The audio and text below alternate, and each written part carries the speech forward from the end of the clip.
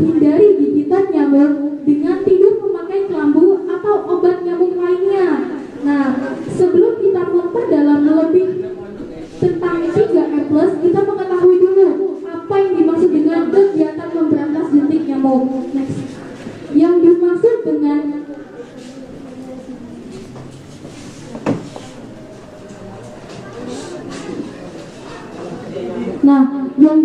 dengan kegiatan memberantas jentik nyamuk di sekolah adalah kegiatan memeriksa dan membersihkan tempat-tempat penampungan air bersih yang ada di sekolah agar terbebas dari jentik nyamuk, dan hal ini dilakukan seminggu sekali.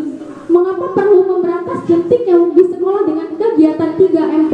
Yang pertama, agar siswa terhindar dari berbagai penyakit yang ditularkan oleh nyamuk seperti demam berdarah, malaria, dan kaki gajah. Sedangkan yang kedua adalah lingkungan sekolah menjadi bersih dan sehat. Sudah otomatis ketika kita melakukan 3M+ dengan baik dan benar, akan tercipta hidup kita yang menjadi bersih dan sehat. Next.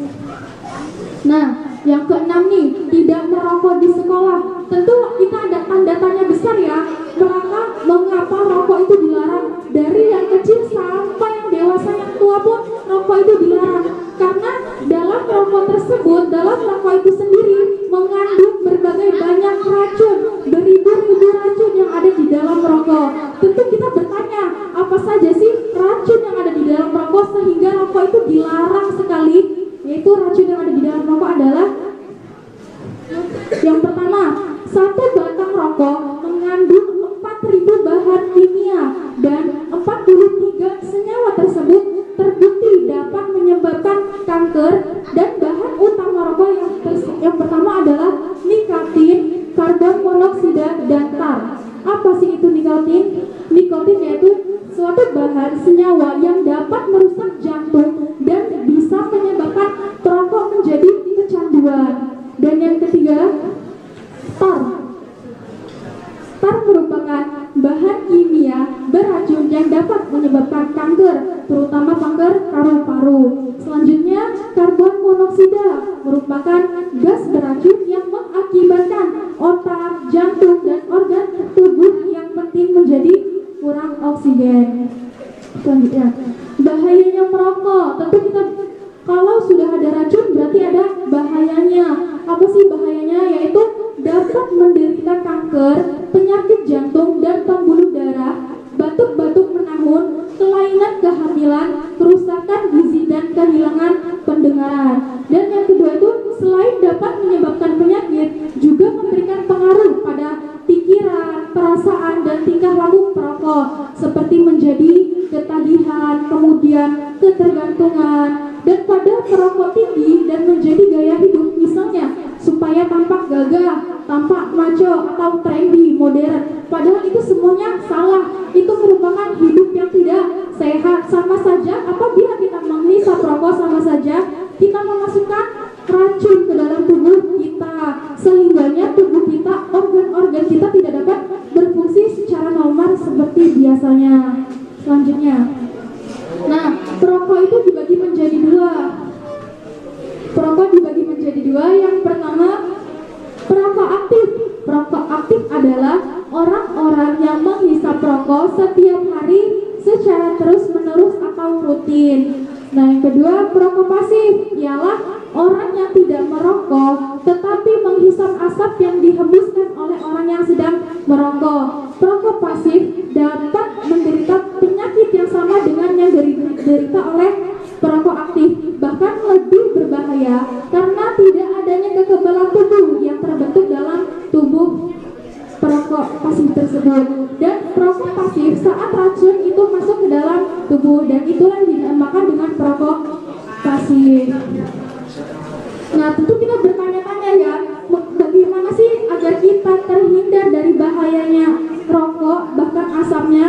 Yang pertama, kita jangan pernah mencoba jangan, karena ini termasuk nanti ketika kita sudah mencoba, kita akan ketergantungan, dan dari situ kita tidak dibolehkannya. Jangan pernah mencoba. Yang kedua, jangan mau terbujuk rayuan untuk merokok.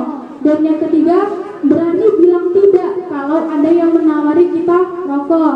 Dan yang keempat, katakan tidak mau kalau ada yang mengajak merokok. Dan bahkan tegur kalau ada yang merokok di sekolah. Nah teman-teman kita nih, apabila ada yang merokok, tegur, itu tidak boleh, karena itu termasuk perilaku yang tidak baik dan tidak sehat, terutama merugikan. Dan katakan tidak boleh kepada penjual rokok di sekitar sekolah. Jadi kita bekerja sama nih antara siswa dengan penjual rokok. Bu, itu tidak boleh dijual di kawasan sekolah. Karena apa? Itu dapat mengaruhi kita, coba-coba nantinya akhirnya ketagihan. Yang terakhir adalah pilih dan bergaul dengan teman yang tidak merokok. Nah, setelah dari ulasan itu kita akan melihat videonya. Simak dengan sesama.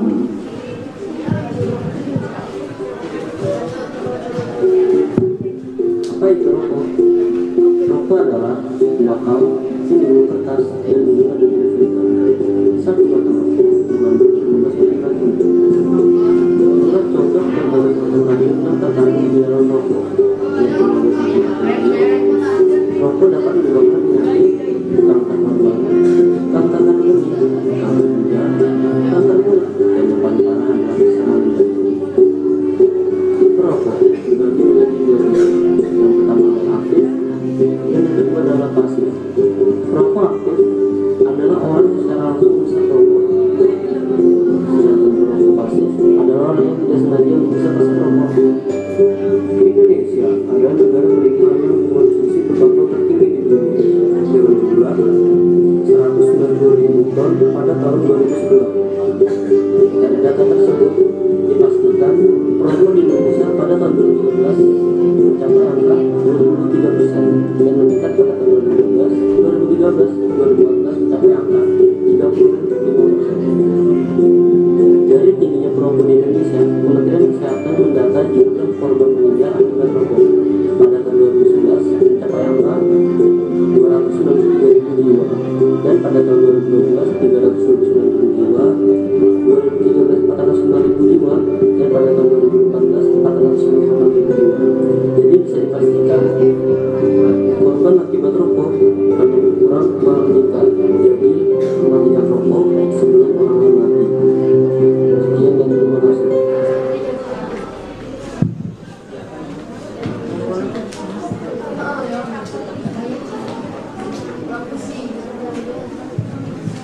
Indikator yang selanjutnya yang ketujuh yaitu menimbang berat badan dan mengukur tinggi badan. Berat badan sering disingkat dengan BB, sedangkan tinggi badan disingkat dengan TB. Ya, ini ada IMT. Apa sih itu IMT? Yaitu indeks massa tubuh. Nah, bagaimana tanda-tanda siswa yang mengalami kekurangan gizi? Yang pertama, sangat kurus, tulang iga tampak jelas. Yang kedua, wajah terlihat lebih tua. Dan yang ketiga, tidak bereaksi terhadap rangsangan apatis. Maksudnya ialah orang yang cenderung sifatnya masa bodoh antara sesama, antara lingkungan dia masa bodoh, dia tidak peduli dengan lingkungannya. Yang keempat adalah rambut tipis kusam, warna rambut jagung, bila dicabut dia tidak sakit. Yang kelima adalah kulit keriput, pantat kendur, dan yang keenam adalah perut cekung atau buncit. Yang ketujuh adalah bengkak pada punggung kaki yang berisi cairan dan bila ditekan lama akan kembali. Yang kedelapan adalah bercak merah terlihat pada tungkai di pantat. Next. Langsung, bagaimana sih tanda-tanda siswa dengan gizi lebih? Yang pertama yaitu berat badan jauh di atas berat badan normal. Yang kedua, bentuk tubuh terlihat tidak seimbang. Yang ketiga, tidak dapat bergerak dengan bebas.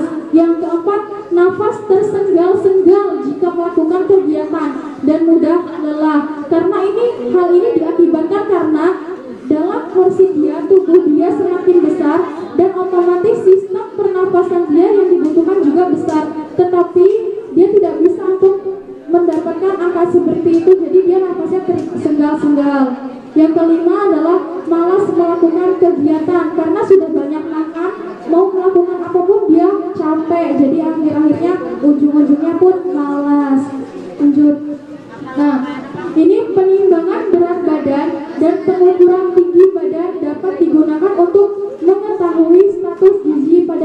aja.